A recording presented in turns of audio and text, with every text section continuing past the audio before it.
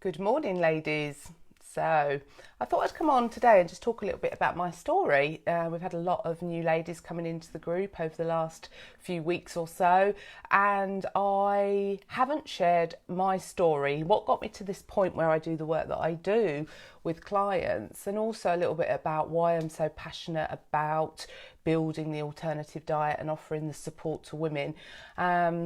It's not just about our weight and our relationship with food. It's about so much more than that. So a bit about me. I've been overweight all of my life in varying degrees. I look back at photos of me when I was about 6 months old, and there I sit in a little washing up bowl naked with all these little rolls. So I very much remember the story my mum used to tell about my favourite things to do were to eat and sleep. So that was a definite message that I got given as a child that has followed me through. I do love to sleep and I do love to eat. So I've been overweight all of my life, and that's had a profound impact on me in terms of my confidence and my showing up in my life. I was incredibly shy as a child, but I had parents that were really shy, so I was never encouraged to be out there and to have the confidence to do different things. Hi Debbie, lovely to have you on. Just tell a little bit of my story because I haven't done that for ages. Now, I got to my heaviest weight when I was about 27 years old. I had just come out of a really abusive relationship. I'd been in that relationship for 6 years. It was physically and emotionally incredibly abusive, and I went into that relationship a size 12 to 14, and I came out of it a size 24. I was touching 19 stone at that time, and interestingly my weight was at the highest and my self-esteem and self-respect was at the lowest. I could barely leave the house. I had really bad anxiety, panic attacks, just really thought the world was against me, really struggled with trust. So I was in a bit of a state, and I was caught in that belief that if I was slimmer, I blamed my weight. I blamed my weight for the way people treated me. I blamed my weight for being really unhappy in my life. So, of course, if that's the way you think that's the thing you need to fix. So I was very much transfixed that my weight was my problem. And if my weight was my problem, if I sorted that out, then everything in my life would be hunky-dory. It's kind of one of those beliefs that we get caught in, isn't it? So I embarked on a 5-year journey, and I lost 8 stone over that time, but I really lost 25 stone, I'd say, because I'd lose 2, put 1 on, lose 3, did the typical yo-yo dieting cycle. I spent 5 years of my life starving and restricting myself, saying no to food, looking in the mirror and trying to motivate myself by looking at myself and picking out all the bits that I didn't like. So it was a really unhealthy time for me, but I did it. I got there, and I remember the day that I pulled on my size 10 pair of jeans, and there was a part of me that felt really satisfied and elated. And don't get me wrong, being physically slimmer and smaller was excellent in lots of ways. I could wear the clothes I wanted to wear. I felt physically more comfortable in my skin in terms of how much space I took up. But on an emotional and psychological level, I was a mess. All of a sudden, I was thrust into a world of guys finding me attractive, and I couldn't handle that. I felt that level of pressure and expectation was just too much. And I developed some sort of new addictive tendencies. So although I'd sort of parked some of my emotional eating stuff, I'd started to drink more, I'd started to take drugs, I became quite OCD and obsessive around cleaning and things like that and tidiness. So I kind of reached a point where I'd lost the weight but realised that actually that wasn't my answer, and that was when I went into therapy. So this was in 1997, so that's 22 years ago. That's quite scary, and I was very fortunate to have some amazing therapists that really helped me to start exploring my own relationship with food and relationship with self. One of the big key things that come out for me was attachment.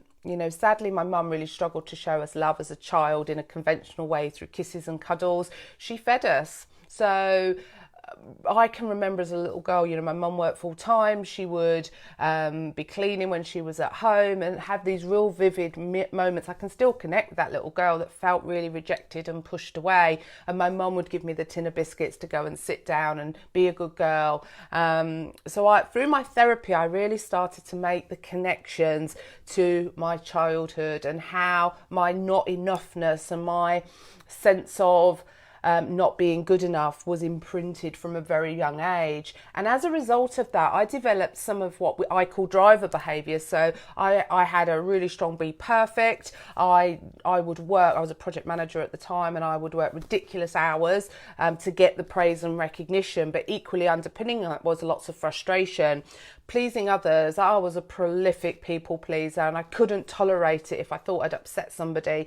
So I would live my lives moulded to what I thought everybody else wanted me to be. And of course, inside I was like a pressure cooker, and the food was becoming the way of settling all of that down.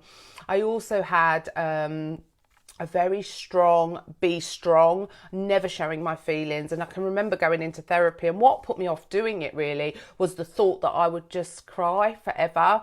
You know, I had this real outward exterior of getting angry rather than getting sad, because that felt safer for me. And my fear once I went into therapy was that I would never stop crying. And it was kind of a bit like that, but it needed to come out. And it was only when I started to be able to be honest with myself and express and talk about what was really going on in my life, that was when I started to make the connection to food.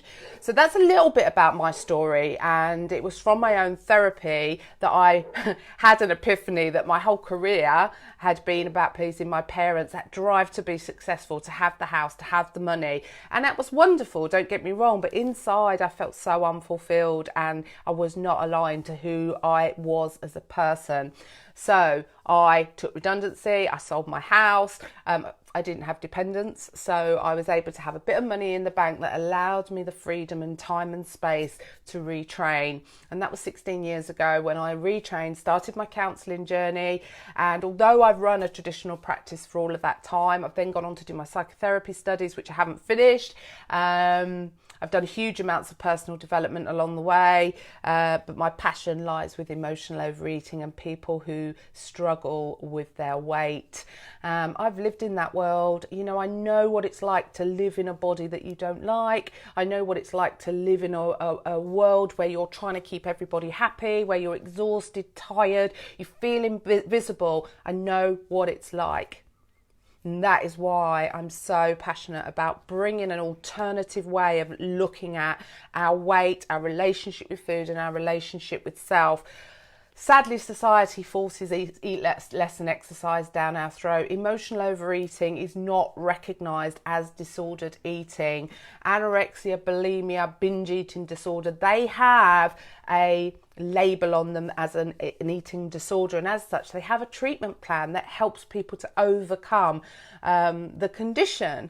As if somebody who's an alcoholic, you know, people are smoking, they all have treatment programs because they're recognised as being addictions, and therefore they have a proper emotional and psychological treatment plan that helps people to understand why they have that reliance on the subject. Sadly, food isn't recognised like that, you know, and if you start to think about that, you know, how would the government cope? How would they cope if they started to say that obesity and weight had roots in addictive behaviours? They just wouldn't be able to cope with it. You know, they're in a crisis at the moment with psychological and emotional support as it is.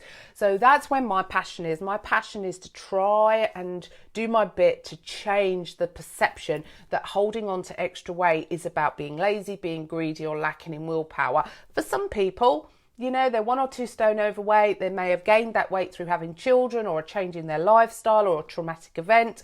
But for most of us that are holding on to weight, that have been on that yo-yo dieting cycle for a while, it has got its roots in something far more deeper than being lazy, being greedy, or lacking willpower.